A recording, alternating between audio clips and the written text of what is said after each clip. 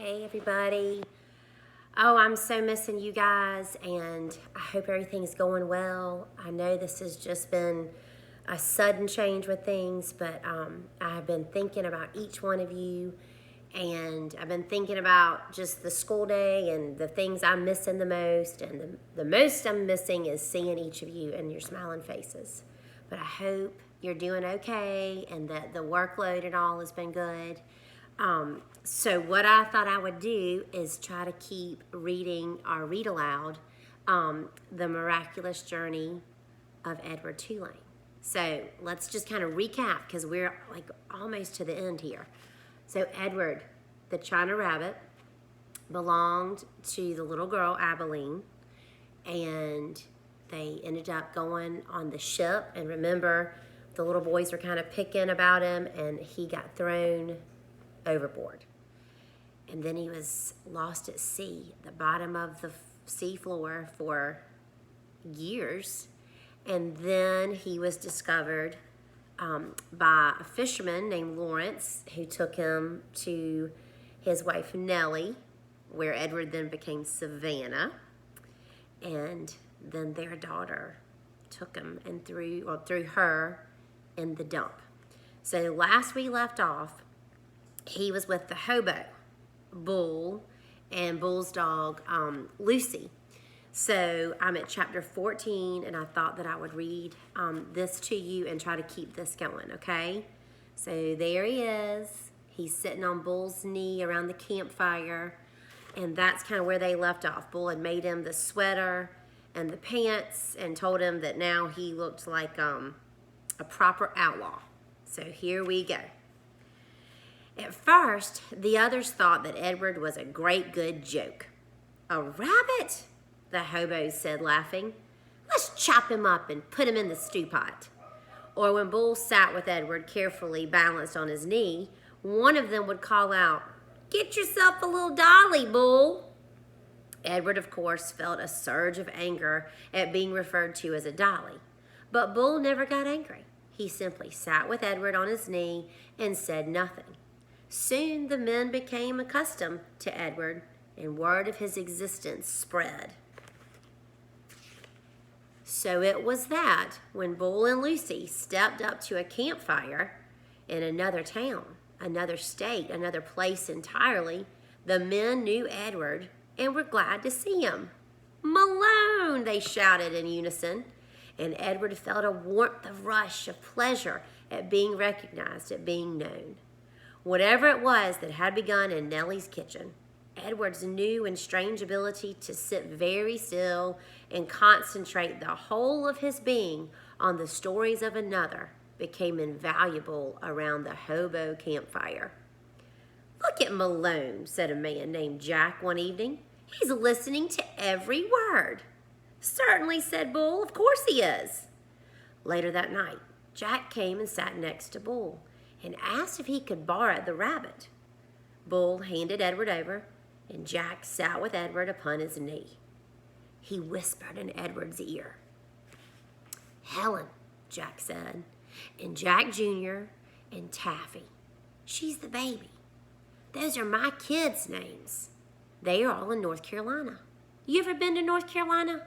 It's a pretty state. That's where they are.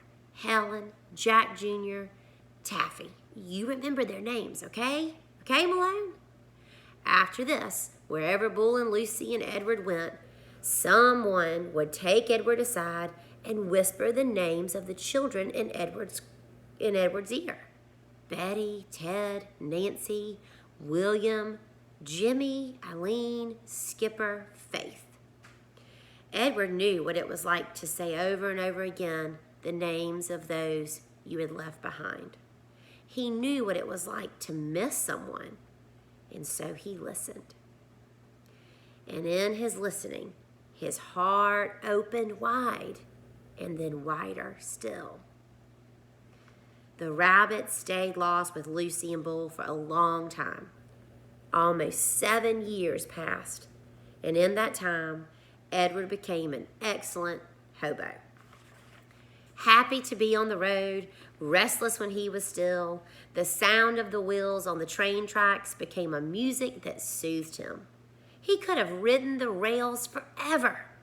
But one night, in a railroad yard in Memphis, as Bull and Lucy slept in an empty freight car and Edward kept watch, trouble arrived.